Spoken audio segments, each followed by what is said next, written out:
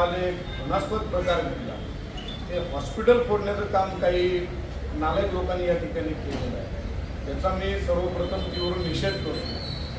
आज 2002 पासून हे हॉस्पिटल या ठिकाणी विश्रामबाग चौकात आहे।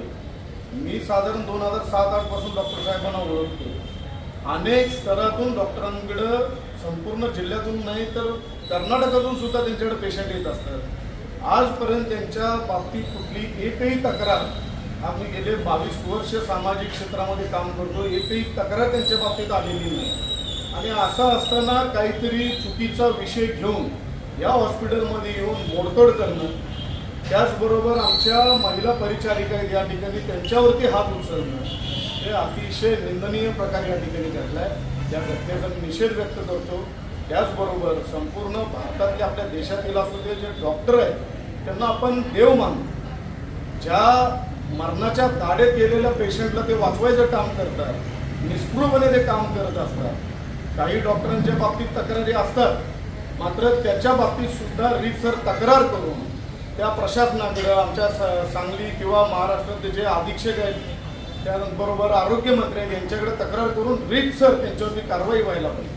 मात्र अशा प्रकारचा हल्ला करून एखाद्या चांगल्या डॉक्टर आणि तेही त्यांची स्वतःची शारीरिक परिस्थिती नसताना ते या हॉस्पिटलमध्ये वेळ देतात। शारीरिक त्यांची परिस्थिती ठीक नाही आहे, मात्र पेशंटसाठी ते दिवसरात्र या हॉस्पिटलमध्ये उपस्थित आहे।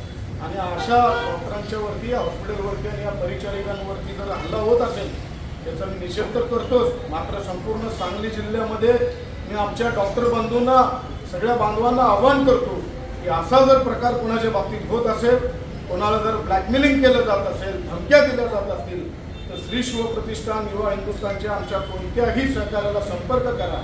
हा विषय त्यावेळी जागच्या जागी थांबवला जाईल। आज मी माननीय जिल्हा पोलीस प्रमुख संदीप घुगे साहेब यांची भेट घेऊन या संदर्भात ज्या लोकांनी या ठिकाणी मोडतोड केली त्याची सगळं चौकशी करून खरोखर त्यांचा उद्देश कुठल्या पेशंटला न्याय मिळवून देणं आहे की कुणाच्या तरी सांगण्यावरून हे सगळं घडवलेलं आहे याचा पूर्ण तपास करावा।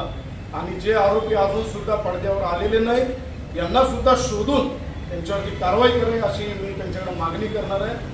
आणि संपूर्ण सांगलीतील मी डॉक्टरांना आवाहन करतो की या प्रसंगामध्ये आपण डॉक्टर शरद सावंत साहेब यांच्या पाठीशी ठाम उभं राहिलं पाहिजे।